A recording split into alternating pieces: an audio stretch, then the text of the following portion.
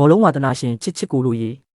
World Cup 2026ရဲ့ရင်ခုန်စရာအုပ်စုဒုတိယပွဲစဉ်တွေကတော့တပွဲထက်တပွဲပိုပြီးအကျိတ်အနယ်ရှိလာခဲ့ပြီဗျာဒီနေ့မှာတော့ကမ္ဘာဖလားပွဲကြီး၄ပွဲလုံးအတွက်ဘယ်အသင်းတွေကအပိုင်စားကွက်တွေဖြစ်မလဲဂိုးပေါ်ဂိုးအောက်အခြေအနေတွေကရောဘယ်လိုရှိလဲဆိုတာအသေးစိတ်သုံးသပ်ပေးသွားမှာမို့ဗီဒီယိုလေးကိုမကြော်ပဲအဆုံးထိကြည့်ပေးကြအောင်နော်ပထမဆုံးပွဲကြီးပွဲကောင်းကတော့အင်ရှင်အမေရိကန်နဲ့ကန်ဂရူးတို့ရဲ့ဩစတြေးလျတို့ပွဲပဲဖြစ်ပါတယ်အမေရိကန်ကတော့အင်ကွေးအားသာချက်နဲ့အတူ1.6နှစ်တဆိုတဲ့အားနဲ့ပွဲကိုဥဆောင်ဖို့ရေပန်းစားနေတယ်ဗျအမေရိကန်မှာပူလီစစ်တို့လိုတိုက်စစ်ဆင်နိုင်တဲ့ကစားသမားတွေရှိတယ်လို့ဩစတြေးလျကလည်းကိုခန္ဓာတောင့်တင်းပြီးတံပြန်တိုက်စစ်ကတော်တော်လေးစီးစနစ်ကြတဲ့အသင်းမှာဒါပေမဲ့အင်ရှင်အမေရိကန်ကအုပ်စုအဆင့်မှာအမှတ်တေချအောင်တိုက်စစ်ဖွင့်ဆောင်မှာဖြစ်တယ်လို့ဩစတြေးလျကလည်းဂိုးပြန်သွင်းနိုင်တဲ့အနေအထားရှိပါတယ်။ဒါကြောင့်ဒီပွဲကတော့နှစ်သင်းလုံးဂိုးအပြန်အလှန်သွင်းကြမဲ့ဂိုးပေါ် over 2.5ပွဲစဉ်ဖြစ်လာဖို့ရာဂိုင်နှုန်းတော်တော်များပြီးခံမှန်းရလက်အနေနဲ့အမေရိကန်က2-1လောက်နဲ့ကတ်နိုင်သွားမယ်လို့မြင်ပါတယ်ဗျာဒုတိယပွဲစဉ်ကတော့ Group E ရဲ့ Scotland နဲ့ Morocco တို့ပွဲပဲဖြစ်ပါတယ်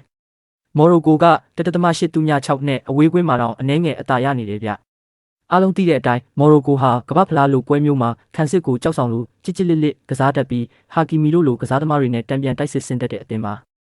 စကော့တလန်ကတော့ရုန်းကန်ရမယ့်အနေအထားမှာရှိပြီးခန်းစစ်ပိတ်ပြီးပဲကစားလာဖို့များပါတယ်။နှစ်သင်းလုံးကခန်းစစ်ကိုဦးစားပေးပြီးအမှားမခံပဲထိန်းကစားကြမှာဖြစ်လို့ဂိုးတွေအများကြီးမြင်ရဖို့ခဲရင်ပါတယ်။ဒါကြောင့်ဒီပွဲကိုတော့ဂိုးအောက် under 2.5သမားတွေအကြိုက်တွေးမဲ့ပွဲလို့သတ်မှတ်ခြင်းပြီးမော်ရိုကိုကခန်းစစ်အမားကနေတဆင့် 1C ဒါမှမဟုတ် 2C လောက်နဲ့အနိုင်ရသွားဖို့များပါတယ်။ကဲ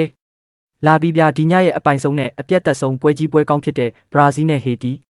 1.39ဆိုတဲ့အာဂျင်အရာဘရာဇီးကနိုင်ဖို့ရာဂိုင်နှုန်း90ကျော်တေချာနေတဲ့ပွဲပါ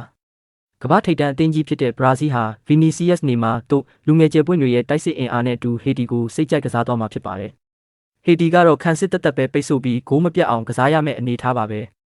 ဒါပေမဲ့ဘရာဇီးရဲ့တကူတော့အစွမ်းပြမှုတွေနဲ့ကွင်းလယ်ဖန်တီးမှုတွေကိုဟေတီခန်းစစ်တောင်းခံနိုင်မှာမဟုတ်ပါဘူးဒါကြောင့်ဒီပွဲကတော့စော်ပြီးဆိုပြတ်မဲ့ပွဲမျိုးဖြစ်လို့ဂိုးပေါ် over 2.5ထိုင်ဆောင်ရုံပဲဗျာခံမှန်းကိုအနေနဲ့ဘရာဇီးက4C ဒါမှမဟုတ် 5C လောက်အထိဂိုးမိုးရွာသွန်းသွားမဲ့ပွဲစဉ်ပဲဖြစ်ပါတယ်နောက်ဆုံးပွဲကတော့ Group ရဲ့တူရကီနဲ့ပါရာဂွေးတို့ပွဲပဲဖြစ်ပါတယ်ဒီပွဲကတော့နှစ်သင်းလုံးခြေတူတလောက်ရှိပြီးတူရကီမှာအာဒါဂူလာလိုကစားသမားကောင်းတွေရှိတယ်လို့ပါရာဂွေးကလည်းတောင်အမေရိကစတိုင်မမထန်ထန်နဲ့ကစားတတ်တဲ့အသင်းပါ